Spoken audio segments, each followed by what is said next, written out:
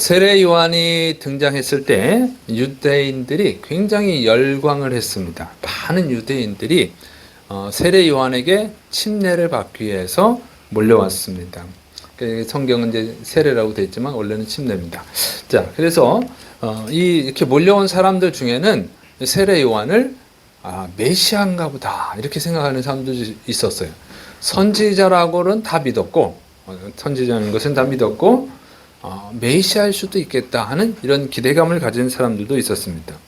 그런데 이 세례 요한을 보면요, 구약의 다른 선지자들과 조금 다른 면이 있어요. 구약의 선지자들을 보면 대부분요 초월적 능력을 행했습니다. 모세는 애굽에 10가지 재앙을 내렸죠. 그래서 출애굽을 시켰죠.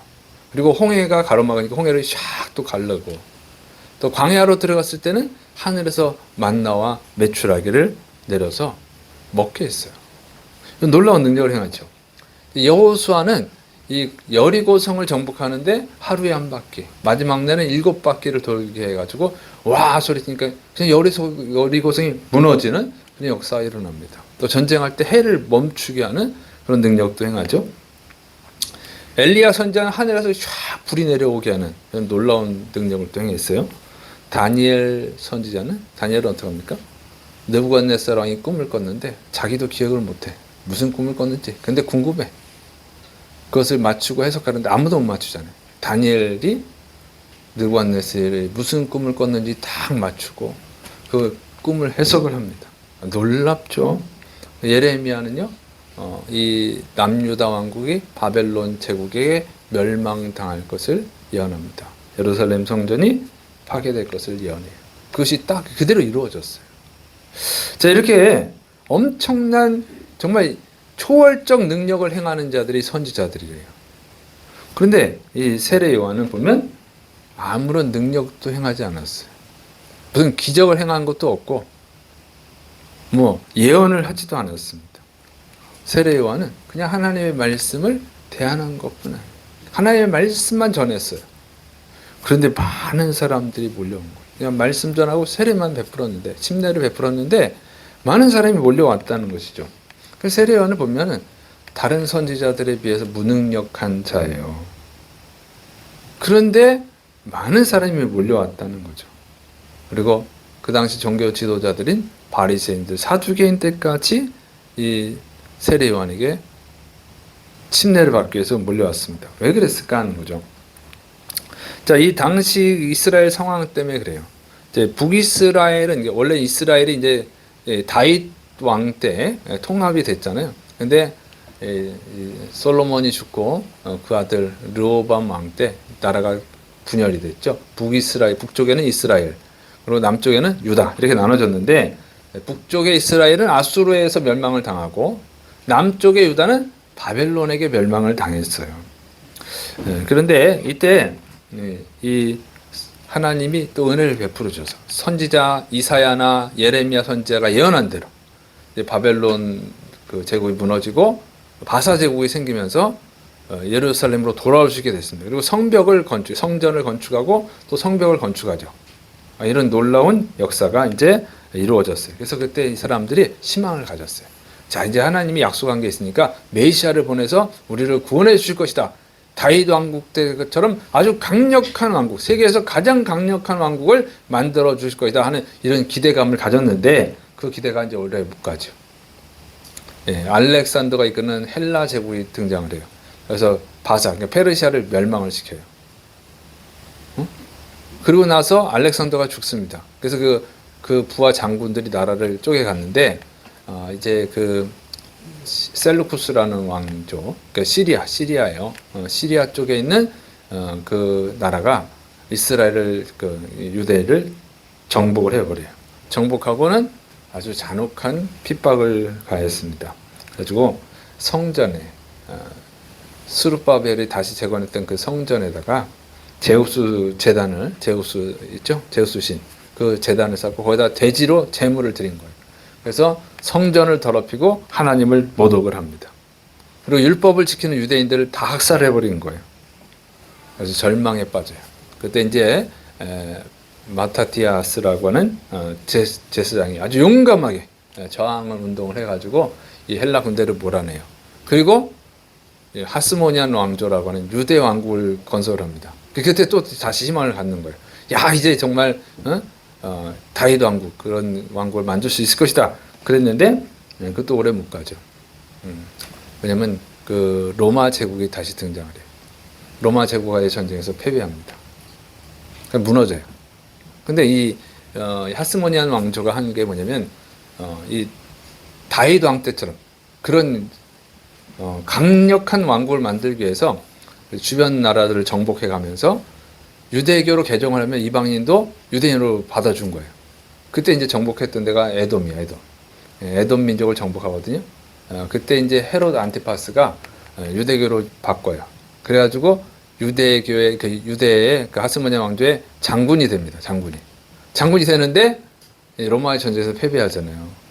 근데 이 사람이 어떻게 하냐면 로마 황제에게 돈을 잔뜩 뇌물을 갖다 바치고 자기가 왕이 됩니다. 자기가 왕이 돼버렸어. 그러니까 이제 유대가 더 초라해지는 거예요. 더 비참해지는 거예요. 그래서 이 하스모니안 왕조는 제사장이 세운 왕이 나라이기 때문에 제사장이 제사도 하고 정치도 했거든요. 근데 이 헤로드 왕은 어떻게 하냐면 헤롯 안티파스가 누구냐면은 예수님 탄생할 때 헤로드 왕으로 등장하는 그 사람 있죠? 그 사람이에요. 그래서 이 헤롯은 어떻게 하냐면은 자기가 왕이 되고 정치를 분리해요. 그리고 제사장을 자기가 임명해.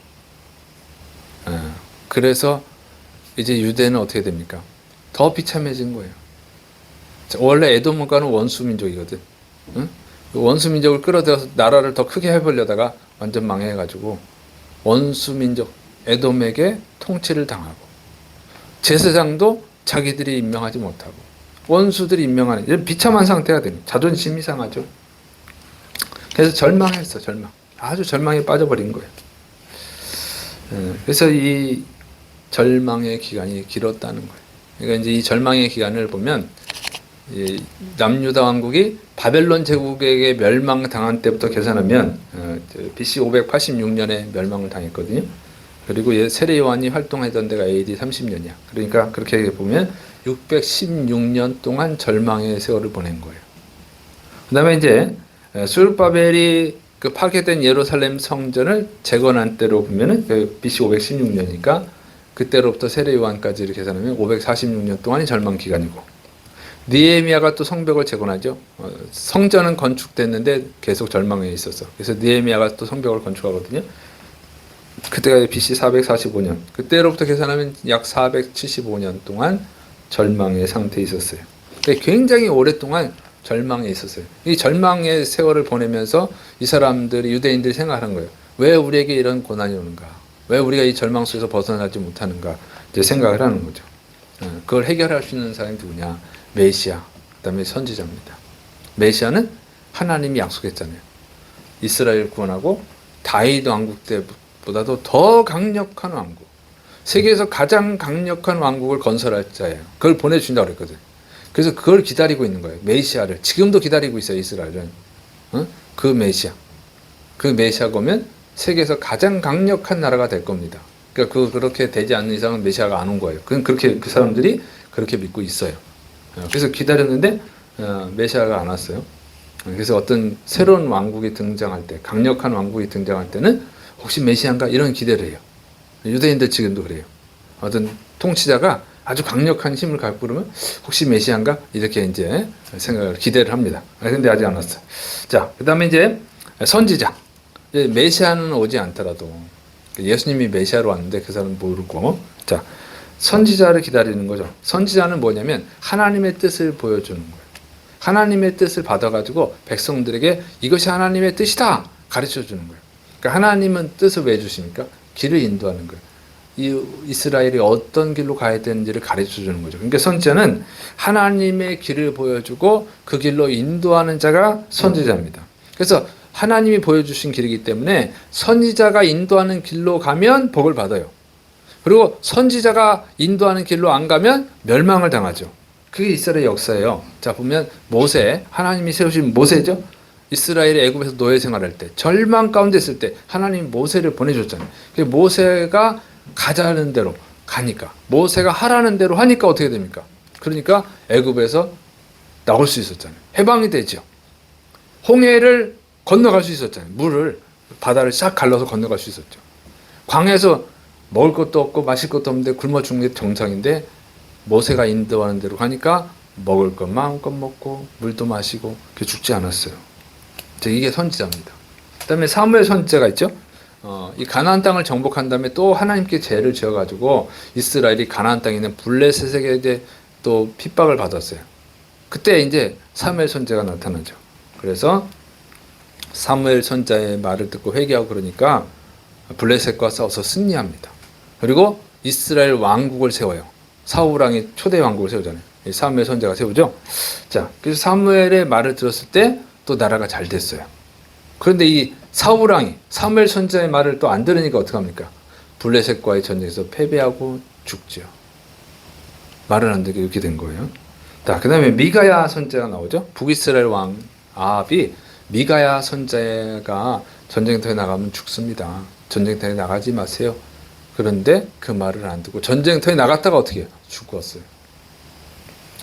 그 다음에 이제 예레미야 선지자가 나옵니다. 남유다 멸망 때 예레미야 선지자가 바벨론 제국에게 항복을 해야 이 왕국이 파괴되지 않는다. 예루살렘이 파괴되지 않는다. 예루살렘 성전이 파괴되지 않는다. 또 시드기야 왕은 살 수 있다. 이렇게 가르쳐줘요. 근데 시드기야 왕이 말을 안 듣죠.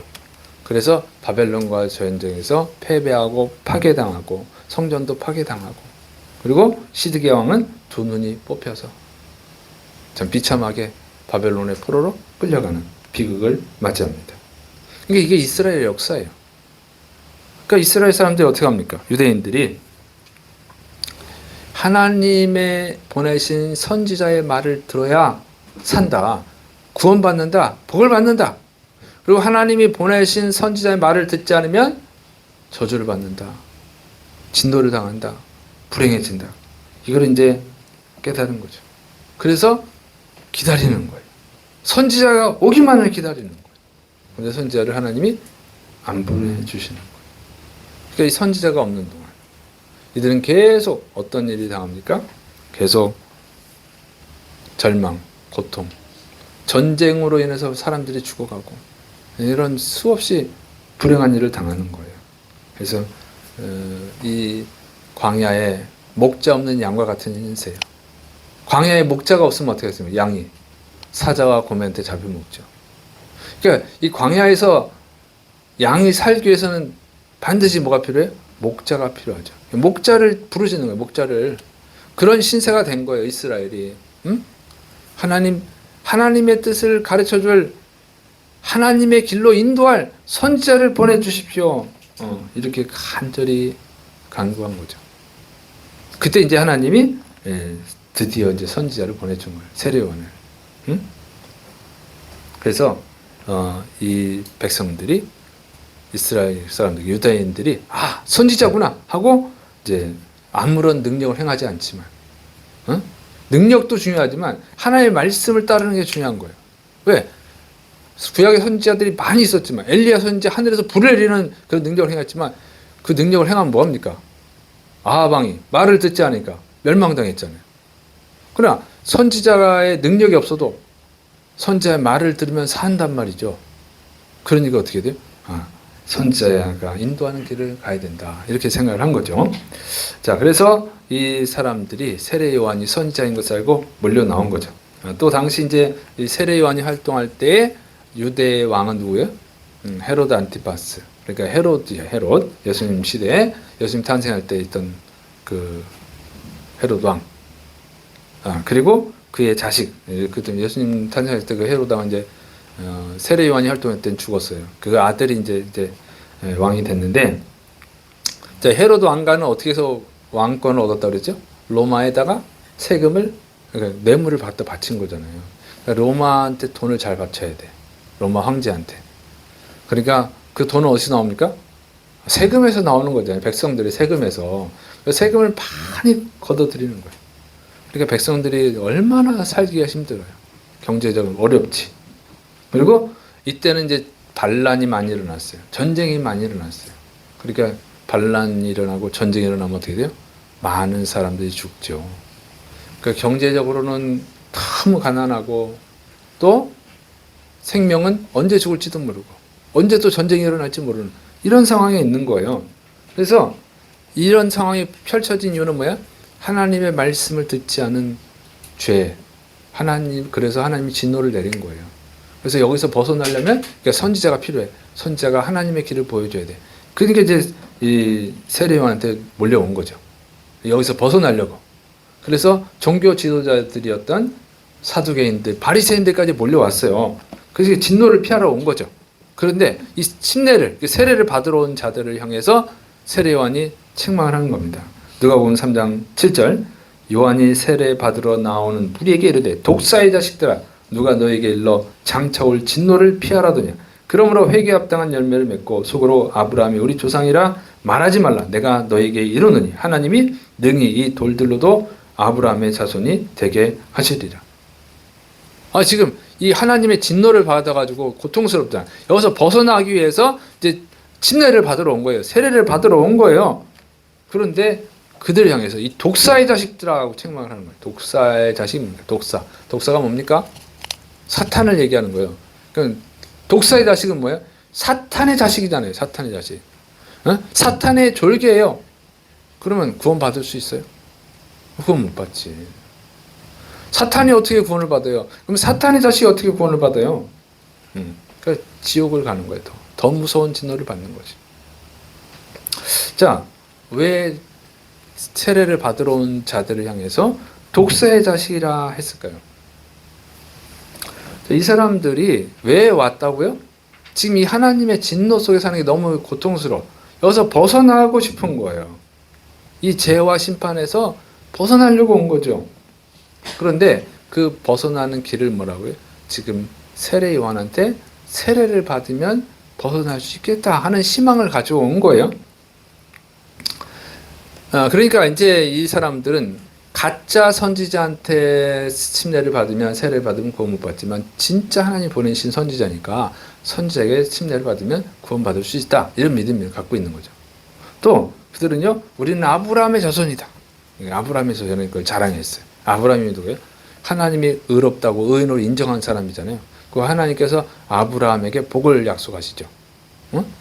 그래서 하늘의 별과 같이 많은 자손을 주겠다. 땅을 주겠다. 이런 약속들 하셨잖아요. 지금 그 약속을 받았으니까 자기들이 잘 살아야 되는데 죄를 졌단 말이에요. 응? 그런데 이제 여기 침례를 받고 죄를 용서받으면 이제 아브라함의 자손이니까 당연히 이제 하나님의 진노에서 벗어나서 잘 살 수 있을 것이다. 이렇게 행복하게 살 것이다. 이렇게 생각을 한 거죠. 근데 세례 요한은 그건 니네 착각이다. 니네 잘못된 믿음, 엉터리 해석이다. 엉터리 믿음이다 하는 거예요. 자, 이게 오늘날도 그런 분들이 있어요. 이런 종교 행위를 하면 용서받고 구원받는다는 착각을 하는 거죠. 그 종교 행위가 뭡니까? 주일 예배를 드리는 거, 11조를 하는 거, 전도를 하는 거, 봉사를 하는 거, 이렇게 하면 이제 용서받고 천국에 갈 거라고 믿는 거예요. 그래서 옛날에 보면은 권사님, 장로님 아들 중에 예수님을 잘 안 믿는 사람이 있어요. 그러면 전사님한테 다 그냥 점심 사주고 이렇게 용돈 줘가면서 우리 자식 이번에 꼭 세례 받게 해주세요. 이렇게 뇌물을 써가지고, 그러면 또 그래요. 또 이렇게 받게 해줘. 교육 받게 해서 이제 세례 받게 하는 경우도 있었습니다. 왜 그래요? 그 세례를 받아야 구원을 받을 거니까. 좀 교회는 잘 안 다니고 못된 짓을 해도 천국은 가야 될 거 아니에요. 자기 자식. 그렇게 하는 경우가 있었거든요. 그게 종교의식이에요. 여러분, 세례 요한이 이걸 책망한 것은요, 어떤 종교의식을 행한다고 해서 구원받을 수 있는 것이 아니라는 거예요. 종교 행위가 구원의 수단이 아니라 그 얘기예요. 그런데 이렇게 착각하고 있는 분들이 있다고 하는 것이죠. 여러분, 우리가 이제 이 주일날 예배를 드리는 것도 종교의식이죠. 헌금을 하는 것도 종교의식이죠. 여러분, 침례를 받는 것도 종교의식이에요. 여러분, 전도하는 것도 다 종교의식이에요. 이거로 구원받는 게 아니에요. 이건 구원의 수단이 아니에요. 종교의식은요, 내가 정말로 하나님을 믿습니다. 내가 정말 하나님의 자녀입니다. 그런 고백으로 하는 거예요. 고백으로. 하나님의 자녀가 된 것을 감사하고 하나님을 나의 주로 인정하고 그리고 하나님의 뜻대로 살겠다. 하나님의 백성으로 살겠다고 하는 그런 고백의 표현인 거예요. 그런데 이건 고백의 표현이니까 안 믿어도 할 수는 있단 말이죠. 이것은 종교 행위를 구원의 수단으로 생각하면 안 돼요. 자, 그래서 진짜 하나님의 자녀가 돼야 된다 그 얘기예요. 세례 요한이 말하는 것은 무슨 침례만 받는다고 해서 네가 구원받을 거 그런 착각하지 말라 그 얘기예요. 정말 하나님의 자녀로 살아가야 된다는 거죠. 그래서 누가복음 3장 9절 이미 도끼가 나무 뿌리에 놓였으니 좋은 열매 맺지 아니하는 나무마다 찍혀 불에 던져지리라. 응? 회개에 합당한 열매를 맺으라고 그러잖아요. 그 회개에 합당한 열매가 좋은 열매예요. 좋은 열매를 맺으면 그 사람은 구원받지만 그렇지 않으면 찍어서 불에 던져질 거라는 거예요. 그러니까 회개에 합당한 열매를 맺어야 되는 거예요. 회개에 합당한 열매는 뭡니까? 회개에 합당한 열매는 진짜 구원받았다는 증거라고 하는 것입니다.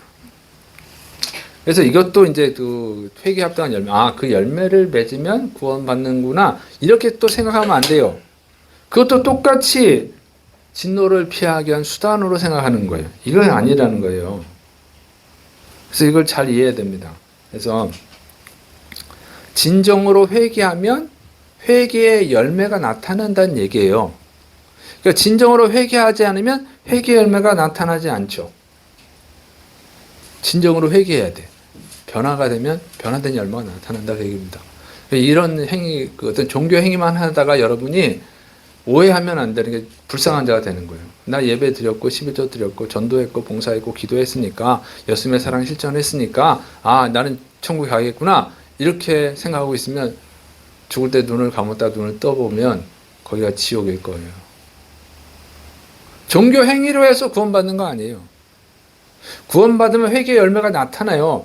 그런데 구원받지 않았어도 회개 열매를 행할 수는 있어요. 회개 열매로 보이는 거지 회개는 아니에요. 자, 그래서 이것을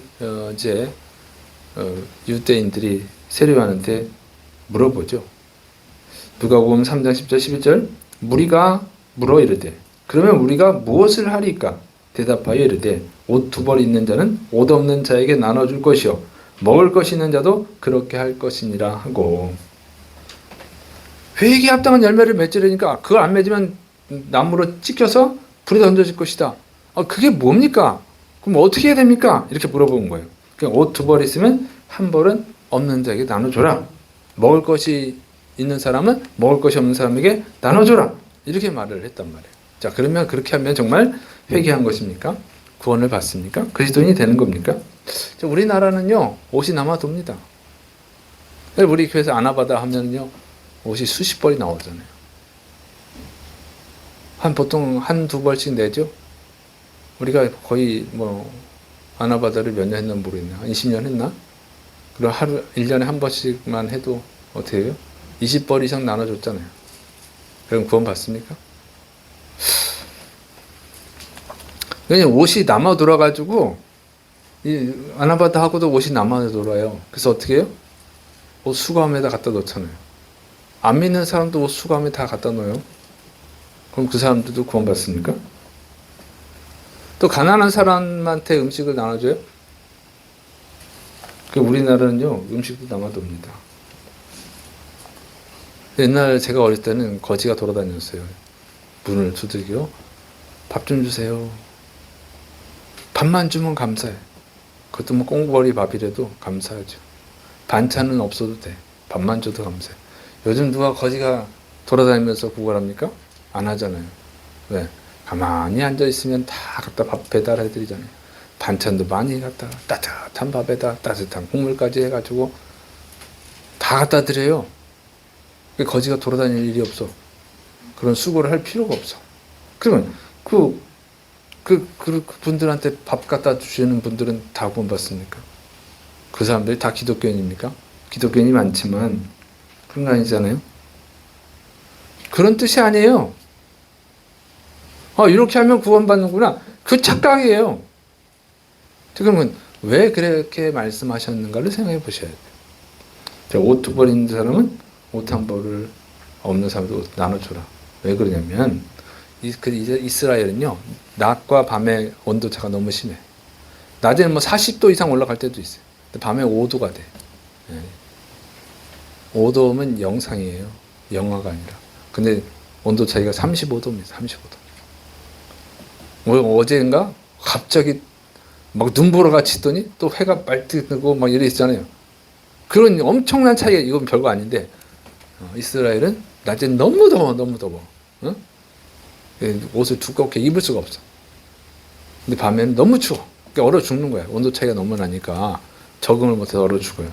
그래서 그 사람들은 이 겉옷을 입고 다니죠. 햇빛이 그 수분이, 수증기가 뭐야, 수분이 별로 없으니까 그 입어도 별로 안 더워. 안 덥진 않아요. 별로 안 덥다는 거지. 근데 밤엔 너무 추워. 그래서 옷을 꼭 있어야 돼요. 그런 의미예요. 근데 가난한 사람은 옷이 없잖아요. 응? 뭐 속옷을 2개를 입던가, 속옷 입고 겉옷을 입던가, 이렇게 해야 되는데, 가난한 사람은 옷이 없어요. 그러니까 옷이 그 사람들에게는 담요 같은 거예요. 저녁에는. 그러니까 얼어 죽는다고. 옷을 주라는 거예요. 살려주라는 거죠.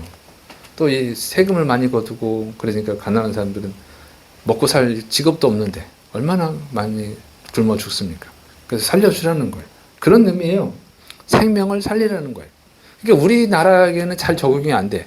지금은 안 되는 거예요. 왜냐면 우리는 옷이 남아 도니까 그냥 옷 수거함에 갖다 확 채워 넣잖아요. 옷이 없으면 옷 수거함 있는데 옆에 있으면 이따가 누가 갖다 옷 버리면, 제가 대신 버려드릴게요. 창피하니까. 그러고 가서 입어도 돼. 네? 교회 아나바다 하는데 막 돌아다니면서 남은 옷 주세요. 갖다 버려줄게요. 그러면요, 옷이 넘칩니다. 밥 먹는 거요? 노숙자 나눠주는데 가서 있으면 다 먹어요. 그리고 이거 우리나라에 안 맞잖아요. 우리나라 상황에는 안 맞아. 이건 잘 이해해야지. 그러니까 사람을 살리라는 거예요.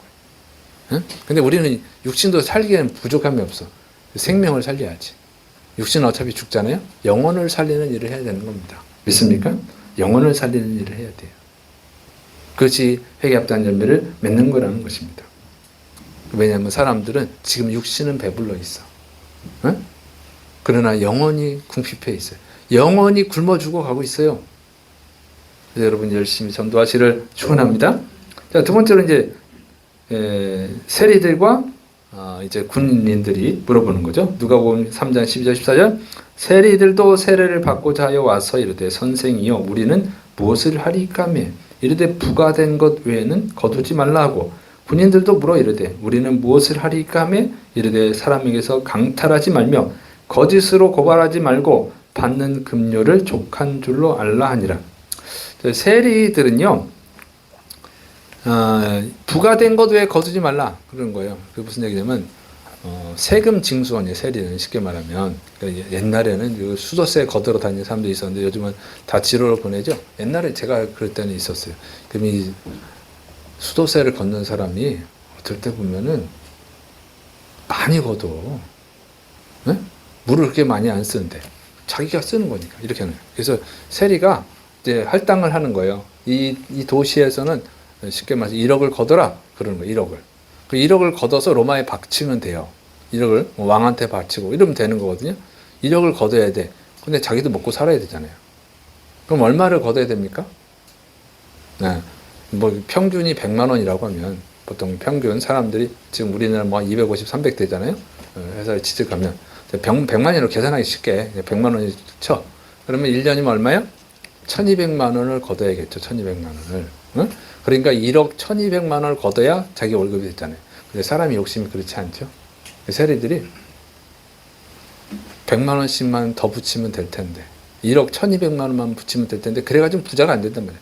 뭐 1억 3천을 붙여. 뭐 1억 5천을 붙여. 그러면 나머지는 1억만 내고 자기가 갖는 거예요.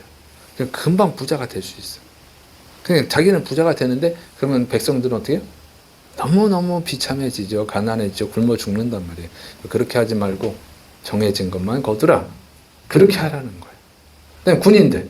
이 군인들은요. 그 당시 월급이 작아가지고 세리, 보통 사람이 100만 원을 받았다 그러면 군인들은 한 80만 원 뭐 이렇게 받는 거예요. 70만 원 이렇게. 그러면 어떻게 먹고 살아? 다른 사람보다 가난해가지고 목숨을 거는데 더군다나 군인들은. 그러면 어떻게 해야겠어요? 그때 경찰이 없잖아요. 경찰 노릇도 하거든요. 그러니까 협박을 하는 거예요. 말 안 듣면 고소해버릴 거예요. 괜히 쓸데없이 죄도 아닌데 죄라고 부르죠. 그래서 뜯어내는 거죠. 아, 이거 좀 봐주세요. 우리나라 옛날에 있잖아요. 교통경찰이 탁 잡아가지고, 어? 벌금 딱지 떼고 그러면, 아유, 담배값 좀 쓰세요 하고, 어? 돈을 주면 딱지 안 떼주고, 이런 식으로 하는 거예요. 이런 식으로. 그래서 돈을 많이 거두는 거죠. 그런 짓 하지 마라. 월급이 작아도 그걸로 먹고 살아라. 월급이 작아서 싫으면 직업을 바꿔라. 그런 얘기예요. 그렇게 해야 회개 열매를 맺는 것이다. 이렇게 말하는 것입니다. 자, 그러면 이제 그렇게 하면 됩니까? 이게 다른 사람한테 피해를 주지 말라는 거예요. 괴롭히지 말고. 어?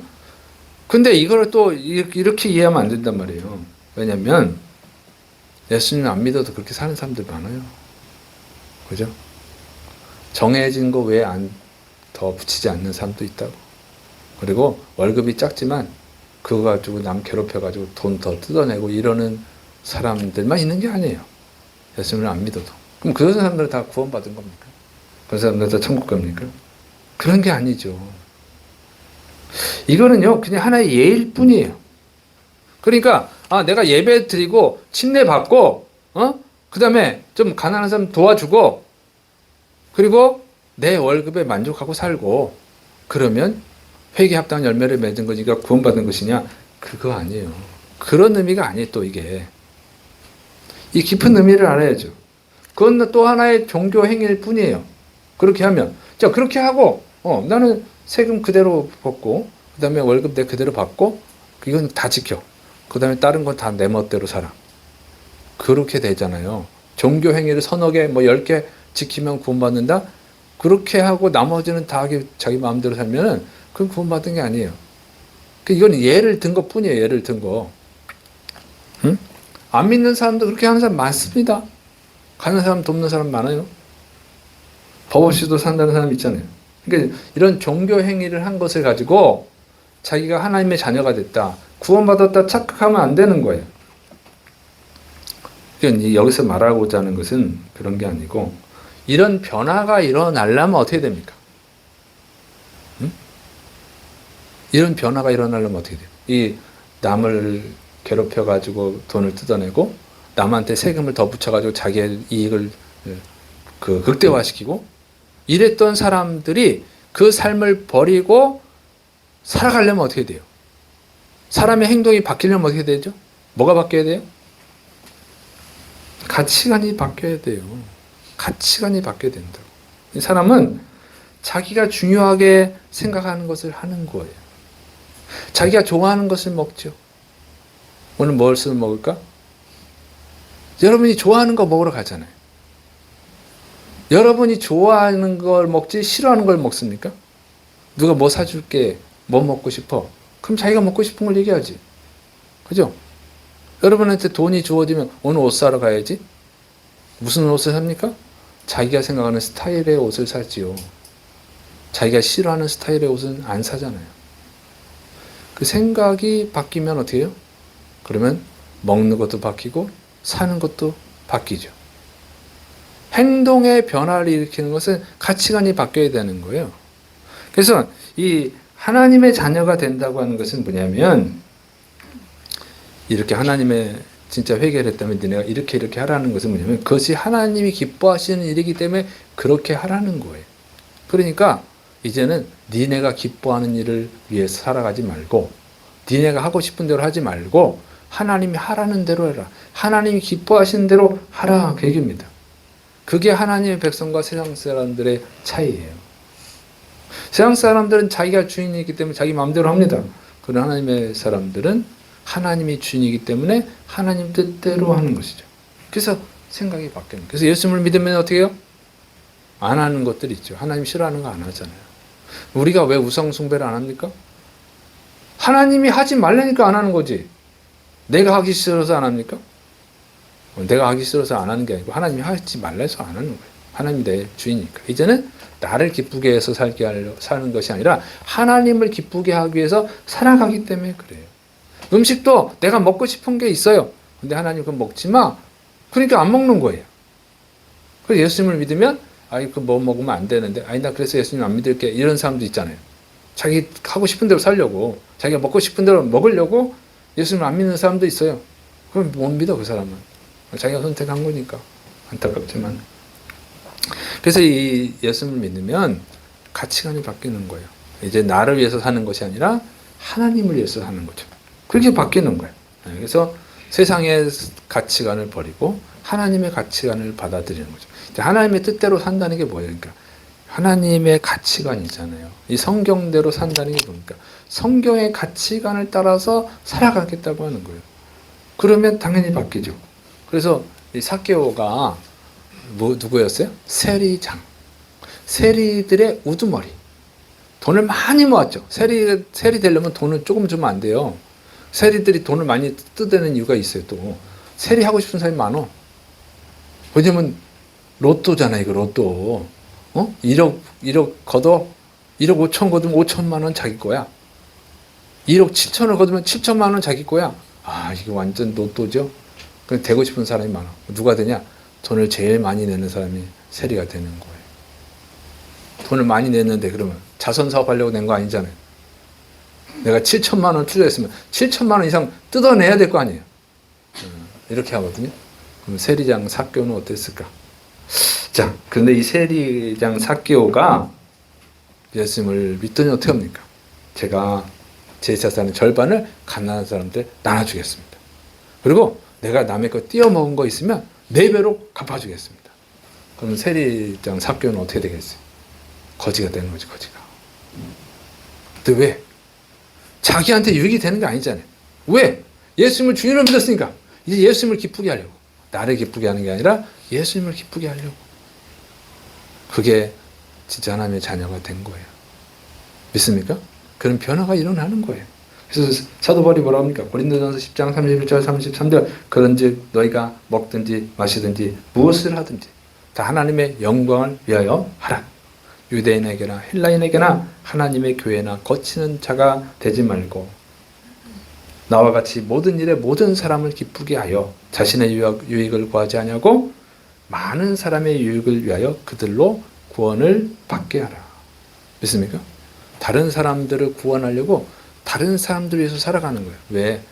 하나님을 기쁘시게 하려고. 하나님께 영광이 되게 하려고. 믿습니까? 그러니까 정확히 알아야 돼요. 예배 드리고 11조 드리고 뭐 전도도 하고 봉사도 하는데 뭐 가난한 사람은 가끔 구제도 해. 후원도 해. 그리고 나머지는 제멋대로 살아. 그래서 사람들 속 썩이고 사람들 괴롭히고 막 싸납게 말하고 막 이렇게 괴롭히는 거죠. 싸움 잘해. 그러면 뭐라고 해서 예수 믿는 게 더 도둑해. 사람들한테 손가락질 당해. 왜? 종교행위를 하는 거예요. 그게. 종교행위라면 구원받는 줄 아니까. 그건 종교행위 뿐이에요. 변화된 게 아니에요. 하나님의 자녀가 된 게 아니에요. 하나님이 기뻐하실까 이거를? 그 기준이 항상 하나님이 기뻐하실까? 이렇게 생각하는 거죠. 그럼 이런 거 외에도 삶의 전체적인 면에서 변화가 일어나죠. 그러면 사람들이 보고 사람이 달라졌네. 이런 얘기가 나오는 거예요. 왜 달라졌어? 예수님 믿기 시작했거든. 아, 그렇구나. 그러면 하나님이 영광을 받으시고. 믿습니까? 나도 한번 예수 믿어봐야겠다. 이런 얘기가 나오는 거죠. 그런데 너 교회 다니냐? 너가 교회 다니냐? 너 때문에 난 교회 다니기 싫어. 이러면 회개하셔야 됩니다. 종교행위를 하고 있는 거예요. 내가 11조하고 예배드리고 내가 전도했으니까 구원받겠지? 그거는 독사의 자식들이 되는 거예요. 여러분이 지금 신앙생활하고 있는데 진짜 하나님의 자녀, 진짜 그리스도인이 되기를 축원합니다. 그러니까 변화가 일어나야 돼. 하나님을 정말 주인으로 영접하시고 예수님을 정말 주인으로 영접하셔서 하나님을 예수님을 기쁘시게 하기 위해서 살아가게 되는 거예요. 진짜로 믿으면 믿습니까? 그런 변화가 안 일어나면 이제 회개하셔야 돼요. 회개하고 진정으로 예수님을 영접할 수 있도록 기도하시를 축원합니다. 기도하겠습니다. 사랑이 많으신 하나님 아버지, 우리에게 믿음을 주옵소서. 진정으로 하나님의 자녀가 되는 그리스도인으로 변화되는 은총을 베풀어 주옵소서. 자신의 삶을 돌아보게 하시고 자신의 신앙을 돌아보게 하시고 부족함이 있으면 회개하고 하나님의 은혜를 구해서 변화될 수 있도록 하나님 변화의 은총을 거듭남의 은총을 베풀어 주옵소서. 주께서 이룰 줄로 믿습니다. 또 계속 기도할 때 아픈 부위에 손 얹으시기 바랍니다. 주여, 이 시간에 또 주의 사랑하는 백성들을 고쳐 주옵소서.